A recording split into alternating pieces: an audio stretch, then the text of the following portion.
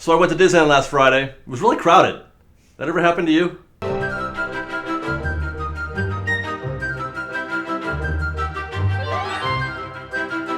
So Mike and I were leaving Disneyland after our Friday night visit last week for Dapper Day, and it was an unexpectedly crazy busy day. Normally I'm ready for it. I'm ready for it for Christmas. I'm ready for it for New Year's, 4th of July.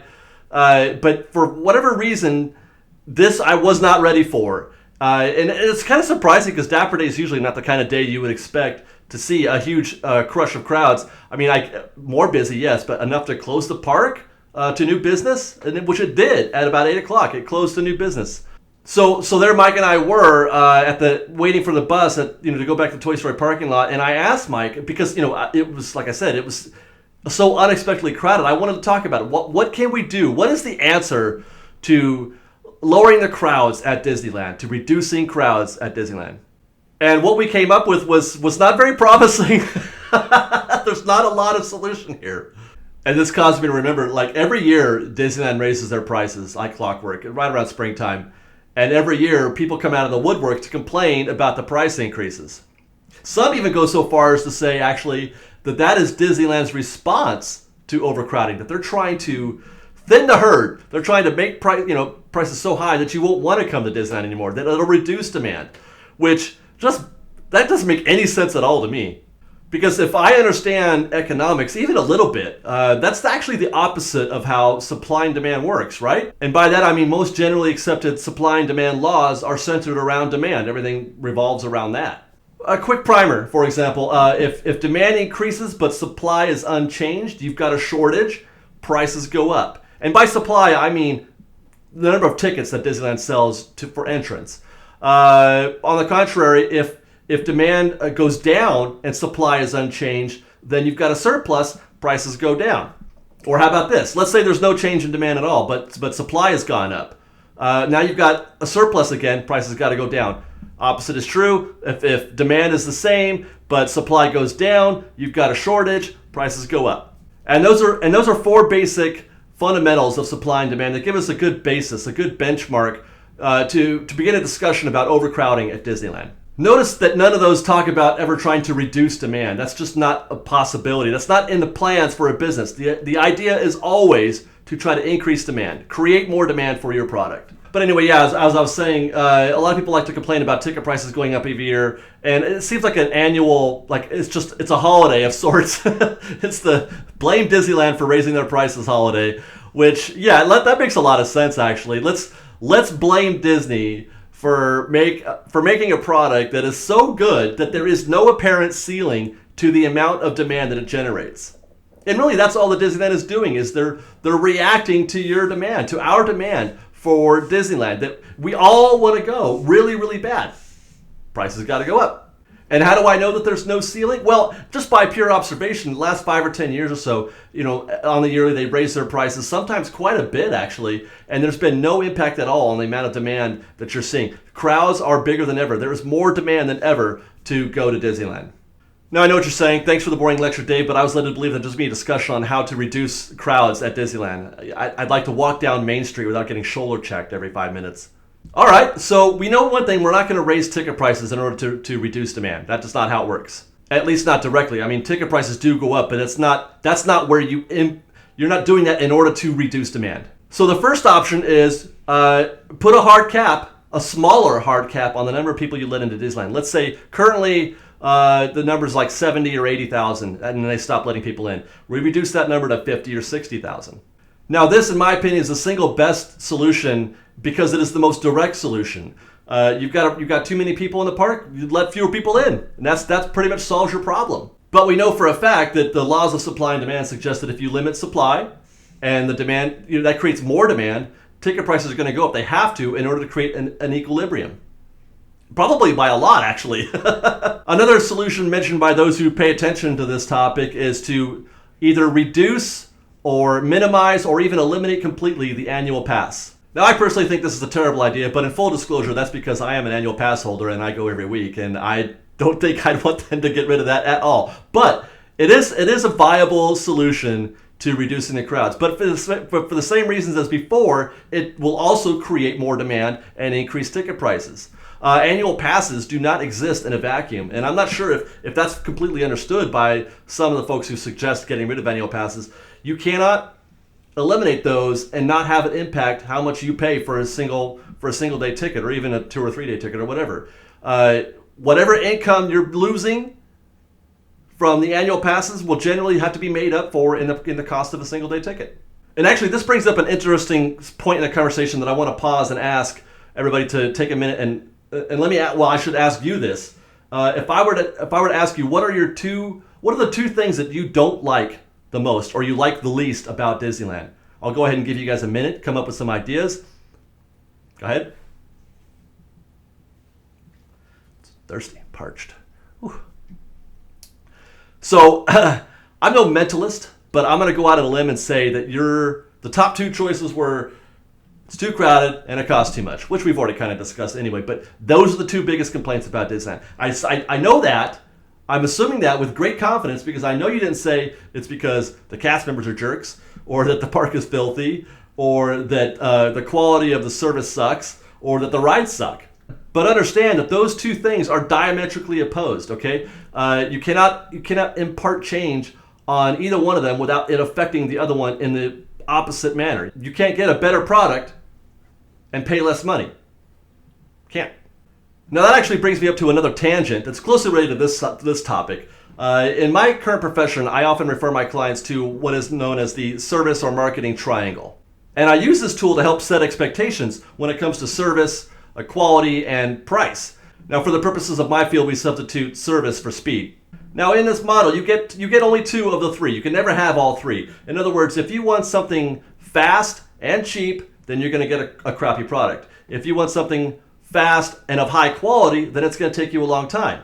So the idea is that you have to give up something in order to get something. If you want something super high quality and super fast, then it's going to cost you a lot of money.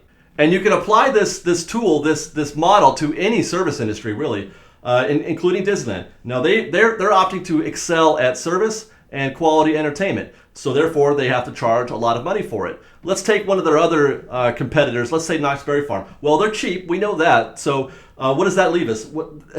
They got to.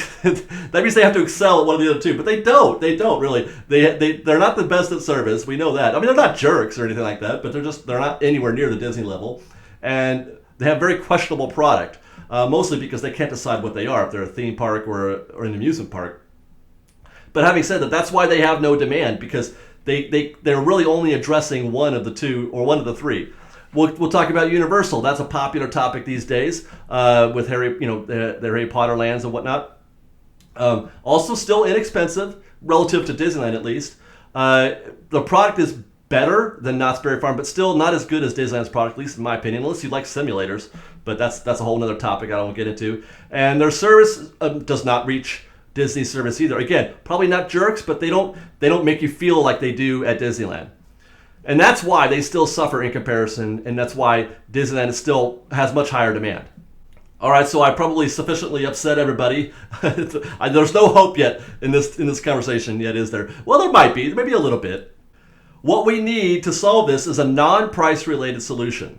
Now, among Mike's ideas was this pretty hilarious suggestion, which kind of illustrates, again, the differences between Disney and other parks. I mean, it actually would be effective if played out, though it never would. He suggested that we learn from the best when it comes to non-demand having theme parks like Knott's Berry Farm, and that we should eliminate the Disneyland staff, the executive staff that runs Disneyland, and replace them with the staff that runs Knott's Berry Farm, which is actually kind of interesting because, to the best of my understanding, one of the main or head executives at Knott's Berry Farm is a former Disney exec, so take that for what you will. But in essence, what he's saying is create a crappier product. That'll reduce demand, and that'll reduce ticket prices. Problem solved again. Yeah, you kill two birds with one crappy stone. But I mean, obviously, this is not a viable alternative because nobody wants that.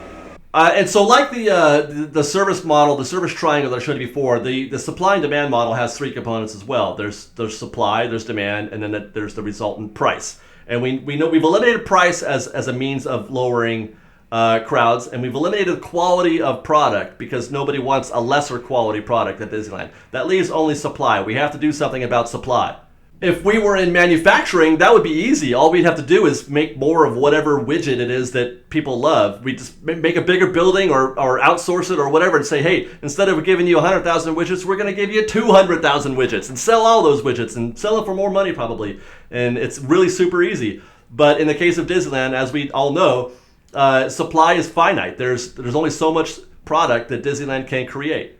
You got Star Wars Land coming. That's good. And probably a Marvel Land type deal that they're doing at DCA. Those are two things that they can do to increase supply, to create more product for us to consume. But what they've been working on carving out space for new lands or new attractions for years, right? Every year it's a slow process. They can barely, they kind of squeeze a little bit out over here, and we kind of move this over here, and maybe if we buy that property right there, there's a limit to how much product they can give us.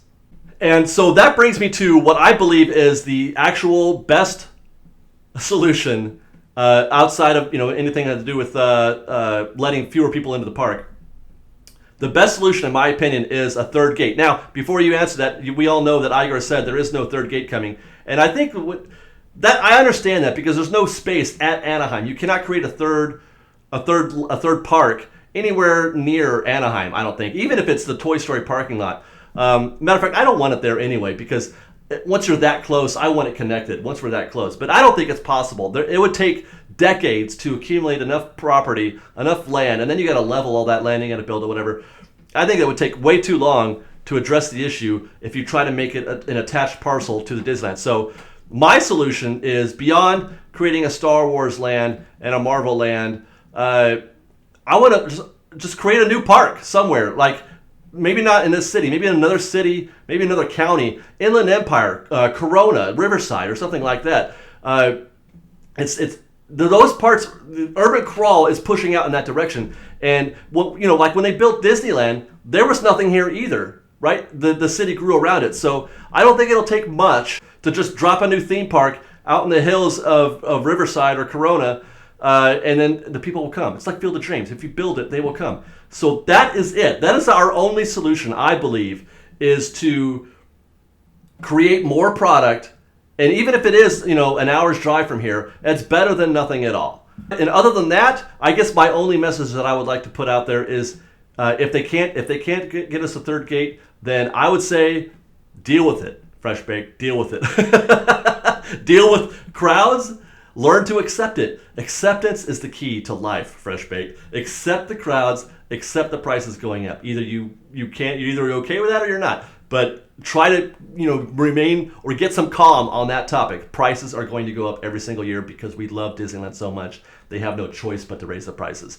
And the crowds are going to be there every day because we all love it so much. They make too good of a product to ignore. So I want to hear your thoughts, though, Fresh Baked. If you won't accept price increases and you won't accept overcrowding, then how do you create more product? Do you agree with me that they could build a third park and we'd all go? I do. But if not, what is your solution? What do you think you can do in Anaheim? And I mean this sincerely. I'm not trying to be like a smart ass or anything like that. I'd like to hear what some of your thoughts are. Maybe there's some urban planners out there, some young aspiring urban planners, or maybe an economics major who can lend some insight onto how to reduce the crowds at Disneyland. So let's hear it, Fresh Baked. Give me your thoughts. And until next time, I am so happy that you are listening and watching our shows. Thanks, Fresh Baked. Goodbye. Auf Wiedersehen. Bye. I don't know why I said Auf Wiedersehen. It was kind of weird, huh? I feel awkward now. I'm talking to you like the show should be over. And I said Auf Wiedersehen. Why didn't I say sayonara or adios? Well, I'm saying that. Adios and sayonara and Auf Wiedersehen. And good. I don't know. There's a Swedish thing out there. Välkommen. No, that's welcome. I think that's like a hello, more like not a goodbye. Bye, Fresh Baked. I love you.